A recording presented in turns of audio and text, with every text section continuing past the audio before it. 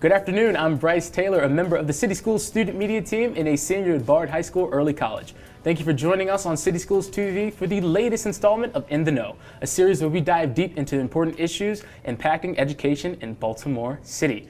Today, I'm joined by Liz Marchetta, Executive Director of Food Nutrition, and Billy Logan, a Cafeteria Manager at Fort Worthington Elementary Middle. Welcome. Thank you for having us. Thanks. How are you? Thank you for joining us. So, I got a couple questions. Are we ready? All right, number one, how is City Schools, how are we dealing with celebrating National Nutrition Month? Well, last week we started off with National School Breakfast Week, and we did several different activities with students to try to promote breakfast for all students. Yeah. And next week, we're actually going to be celebrating as part of our Global Eat series, one of the new items this year, which is a chicken tikka masala. Really? Speaking of that, what are some of the new items that we're getting? Well, we've got that. I don't know if you want to talk about the Korean beef tacos. Yeah. We have the Korean barbecue beef street tacos. That's on the menu. And curry chicken, plantains are some of the new items that we have. Well, how do you get, your students excited for new items or just eating healthy in general? Just by promoting them and getting students to sample the new items before we actually, serve it to the students. Yeah. Perception is one of our biggest challenges, so we try to get lots of opportunities for the students and the adults to try it. We actually debuted the chicken tikka masala samples at the CEO's Leadership Institute and got to get school leaders and principals to try it as well. So Dr. S liked it. She rang the bell. I'm really happy to hear that. Now, when it comes to these new items, is it just a matter of it could be something that we've had before and that we're just adding a new topping and presenting it differently? Well, we have, hundreds, if not thousands, of different ingredients, and we have recipes that are spelled out for each different menu item. So this week, we're experimenting with a new way to do broccoli and roasted broccoli. So, it might be a matter of changing one ingredient or looking into new products that are out there and offered. We're constantly trying to reduce and clean up our labels so that we have fewer ingredients across the board on our menus. So, I think we have 40 new menu items this year. That's really cool. I just personal experience just maybe a couple weeks ago. I think actually the first day of school we had burgers, but differently. They had like fried onions on the side. You were actually there. Yeah, I saw you. And tomato there. Can you tell me a little bit about that? Because I feel like you took something that we've always had and you just made it better. Yeah. So presentation is really important, and how people see different menu items presented can make a big difference in whether they're willing to take it. Whether you're talking about dressing up a burger with the fried onions that we had, or spinach and tomatoes, a healthier addition, or something like slicing oranges, which is really going to increase the amount of orange that's actually consumed versus getting it thrown in the trash and wasted. And how do you feel about, just cafeteria managers and they're just adding toppings to some of the foods that we have to make them just a little bit more presentable and also adding flavor to them as well? We try to add all varieties of fresh vegetables that we get shipped in, such as like lettuce on a burger or, like she said, sliced tomatoes. At least for me and some of my friends, we thought, this is the coolest thing that we've had, and it was nice to see a burger. It looked like a burger you can get at a restaurant. Yeah. So we thought that was pretty cool. Yeah, we like to encourage creativity, but people still need to meet the caloric and saturated fat and sodium requirements that USDA sets forth. So we can't deviate from the actual recipe, but we do like to encourage creativity and really good presentation. Well, speaking of, adding new things to the menu and we get new menu items, the City Schools Student Media Team went to Forest Park High School a couple weeks ago, where a select group of students got to test out some Korean beef barbecue street tacos. Let's check that out. Hey, it's Bryce Taylor on City Schools TV with another food experiment. Yes, you heard that right. Today I'm in Forest Park High School's cafeteria, and I'm going to be showcasing a new item on our City Schools menu. You know what I'm trying to do? I'm trying to change the stigma behind school lunch. Most kids think it's not tasty, it's low quality, it's not presented well, things of that nature. I'm going to change that with this meal right here. So we have Korean beef barbecue tacos with some coleslaw and fresh vegetables. How does that sound? Does it sound good? Well, I think it does, and we're gonna see what these kids think. So, without further ado, let's get into it.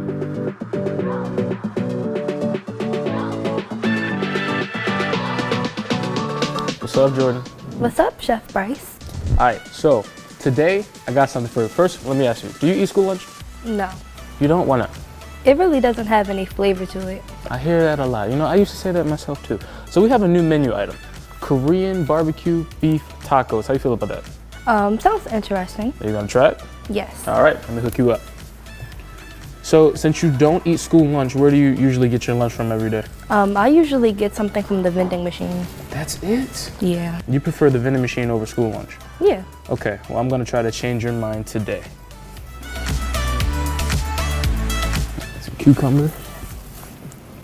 And every day you can add your own selection of vegetables just to make it your very own. Oh Drop my. one. There you go, Jordan. Tell me what you think.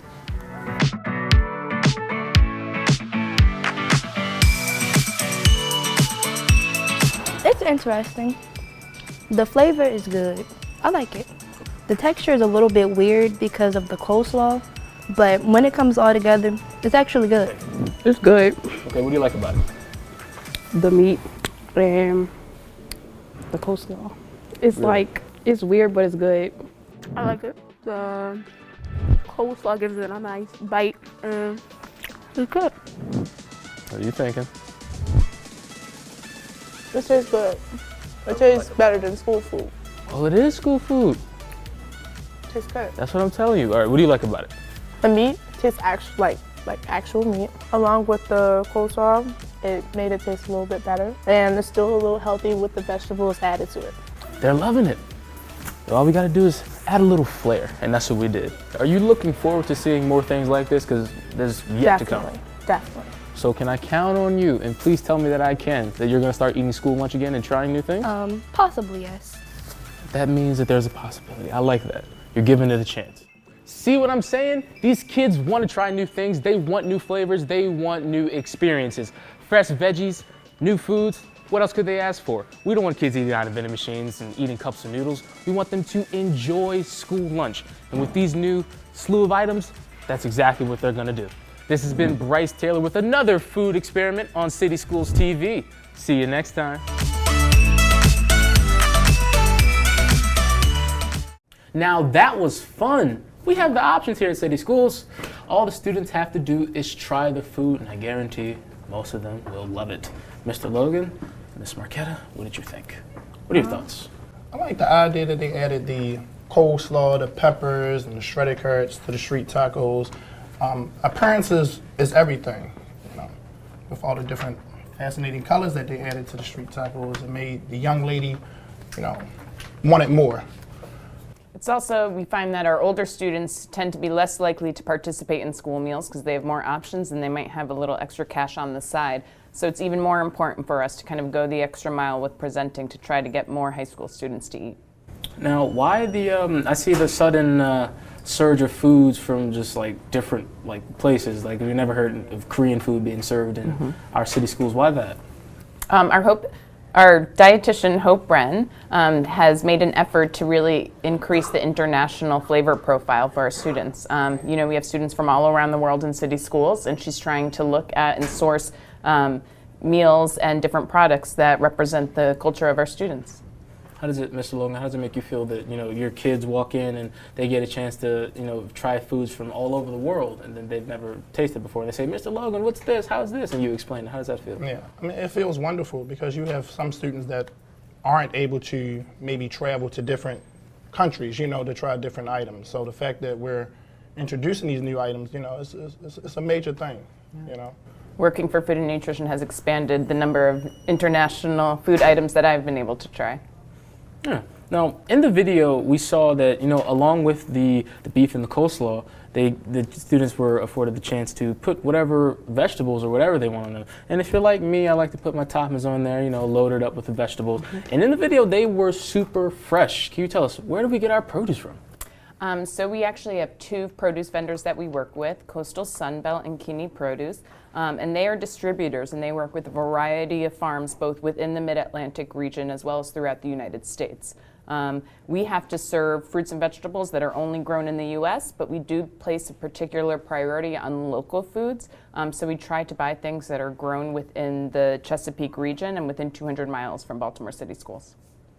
Now, Mr. Logan, with you working with kids like every single day, you being cafeteria manager, what's it like getting these elementary and middle school students to actually eat the vegetables? Because they're there, but sometimes, kids, they don't want to eat vegetables. It's like, ew. But is it like a bit of a challenge? Do you encourage them? Yeah, you have to encourage them. At times it is. But if they see you consume it, then they'll definitely, try it, Oh, try this, cucumber that's sliced up, and maybe you can add some type of dressing with it just to get them to try it. Or even like fresh baby carrots. Like I like to use the ranch gallons, and we, pre-make them in a cup, and, get them to try the carrots, add a little dressing to it.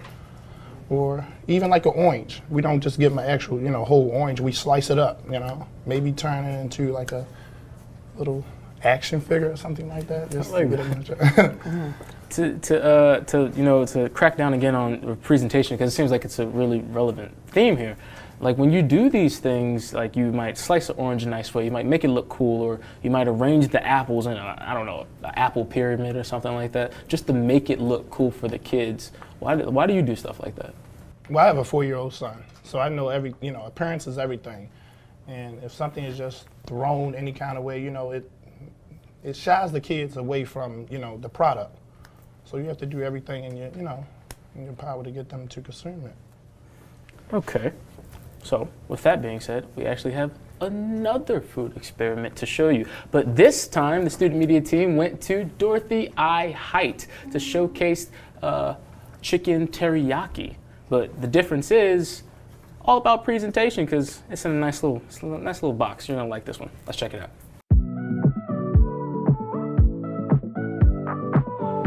Hey, it's Bryce Taylor on City Schools TV. And you know what we're doing? Another food experiment. So if you remember the first one with the chicken sandwiches, I managed to bamboozle the kids. So we're gonna try that again right here at Dorothy I. Height. So I have 2 things for you right here. Chicken teriyaki, one made by the cafeteria, and then one made by me. But here's the secret. I didn't make any of it, and it's both the same food made by the cafeteria. This is what the kids are eating every single day. And we're gonna see how those kids feel about that. So we're gonna bring them in, they're gonna taste test both, and tell me how they feel. So, without further ado, let's get into this experiment.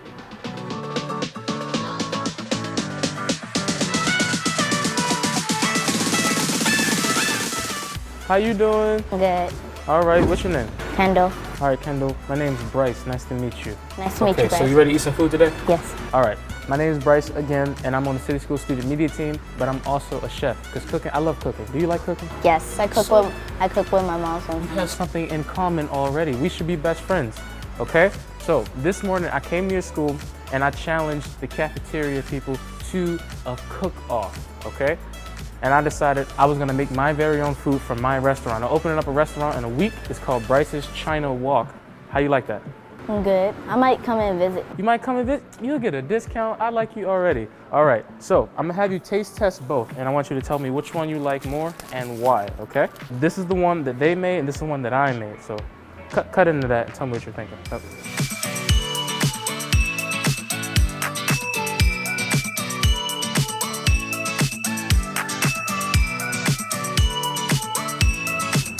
Take your time.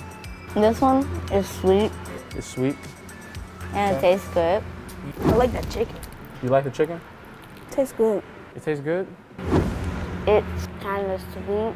It's kind of sweet. What are you thinking? It's okay. It's good. I want you to open up this beautiful takeout box of mine and tell me what you're thinking. Hold up. If you listen closely, you can hear the angels singing, because that's how good it is. Just listen. I'm listening. Oh, wow. Take a bite out of that. Yeah. Oh, wow. Take a bite out of that. Now you got to savor this moment. Kendall, you got to savor it. You got to close your eyes. You got to think about the flavors. This is good. How good is it? On a scale of 1 to 10, I'm going to say a 10. A 10? I like that. That's what I like to hear. You just made my day. I like this. You like this more? Give that a try. That's good. That's good? Which one is better? This one. Which one's better? This one. This one's better? Isabella, that is so nice. Why do you like this one more? Because it's not as sweet as the other one. It's not as sweet. Which one would you rather see when you walk into the cafeteria for lunch? I'd rather see this one because it's in a box and it's not all over the place, which makes it easier to put like a milk or and a fruit to the side. So you like this one because it looks better and it's more organized. You like organization. Because they love this. They loving the food. So I like the food. Y'all ready for this? Yep. They were the same. They ain't tasting good. They were the They same. ain't taste the same. They're the same. I kid you not. I didn't make anything. That's made by all the cafeteria managers. They spent their time and their day making the food. I didn't make anything. I'm not. I swear, I didn't make anything. So the restaurant is fake. Yes, the restaurant is fake. I'm sorry. I'm not going. Oh my god. See what I mean? All you gotta do is change the presentation. Taste and presentation go hand in hand. You can't have one without the other. So while these taste exactly the same, and I mean exactly the same, I didn't change it, I didn't doctor it, anything. All we did was put it in a to-go box. Look at this. Already, kids are gonna choose this every single time. And that's what we wanna see. We wanna see kids eating school lunch because we changed the stigma. They don't think it tastes bad. They just wanna see things that look good, and that's what they're gonna get every single day in City Schools Cafeteria. This has been Bryce Taylor on City Schools TV. See you next time.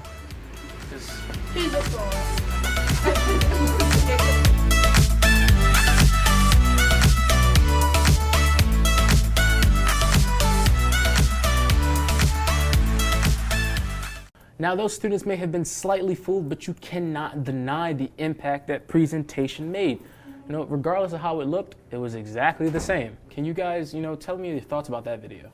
I think it just goes to show the impact that a different food container can have on perception. It also shows the impact that having an older student like yourself showing support for it can have. Yeah. The presentation was everything. Just like Leah said, just being in a container. It's well organized, and your food is not touching all over the place. Yeah. Now, will presentation, continue to be a focal point in our cafeterias? Absolutely. Yes. Definitely. I really hope so, because it made a difference. They loved it. I kind of fooled them. They were like, at first they were like, no way. Because when I finally told them, they were a little sad that the restaurant wasn't real, but at least they liked the food. But so, quick question. Are there any frequently asked questions that you guys may get either from students or parents or people in general that just want to know things about food nutrition? What are those questions, if you get any? Well, I think perception is a common issue, and people often have questions about the actual nutritional content. And for that, we do have a menu that is available online. So if parents or students have any allergies, we can make meal accommodations, and they can also go and see a full listing of all of our ingredients and the items in them. Or, Mr. Logan, anything that you've done personally when it comes to encouraging students to take advantage of, those healthy options that we have? Yeah, well, Billy might not admit it, but he sometimes plays music to get students excited at lunchtime. Oh, can you tell me a little bit about that?